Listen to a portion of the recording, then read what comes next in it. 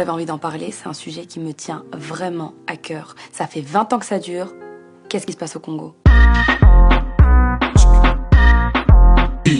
Vous avez peut-être vu le sujet la semaine dernière dans l'émission de Vince, qui se donne d'ailleurs tous les jours de 20h à 21h avec ses potes Lara et Nigel. Le Congo, c'est un magnifique pays de 95 millions d'habitants. Une grande partie de sa superficie est recouverte d'une immense forêt tropicale. Et sa capitale, c'est Kinshasa. Le Congo a un sol riche, très riche.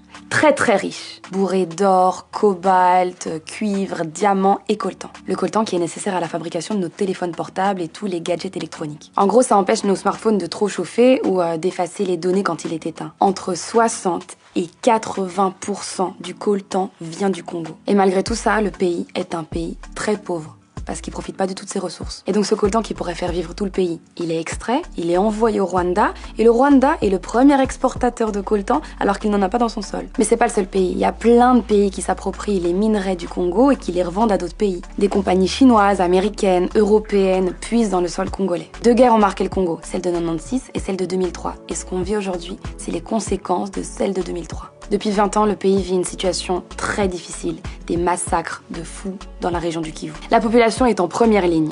Des civils sont tués, des dizaines et des dizaines de personnes sont massacrées. Ils détruisent les familles de l'intérieur, les femmes sont violées, les enfants sont rendus enfants soldats, les pères sont tabassés, torturés. On parle de 10 millions de morts. Ça se passe à Beni, au nord Kivu, et c'est pas un hasard. C'est stratégique, mon vieux. C'est une région frontalière avec le Rwanda et l'Ouganda, et c'est là que se trouvent les minerais. Donc là-bas, il y a des groupes armés comme le M23 ou ADF qui terrorisent la population, et tout ça, bien sûr, pour leur propre intérêt. En fait, pour bien comprendre comment tout ça a commencé, il faut revenir au génocide des Tutsis au Rwanda en 94. C'était les Hutus contre les Tutsis, deux ethnies au Rwanda. Les Hutus ont fui et se sont retrouvés au Kivu, puisque c'est pas loin, le Congo, le Rwanda, c'est à côté. Les Congolais, ils ont pas fermé leurs frontières, vu les atrocités qui se passaient de l'autre côté. Donc le gouvernement rwandais a armé les Hutus qui se trouvaient toujours sur le territoire congolais pour éviter qu'ils se fassent exterminer. Bref, t'as compris, ce qui se passe au Kivu, c'est hors de portée du gouvernement congolais. Ça se passe là et ça implique trop de gens. Il y a les rebelles, les milices, les multinationales, les industriels de la téléphonie et les États occidentaux. Ok, peut-être qu'on a l'impression qu'à notre échelle, on peut rien faire, mais en parler et sensibiliser l'opinion publique, c'est déjà quelque chose. Donc toi, hésite pas à t'informer, t'indigner, en parler à ton voisin, ta voisine, ta sœur, ton frère.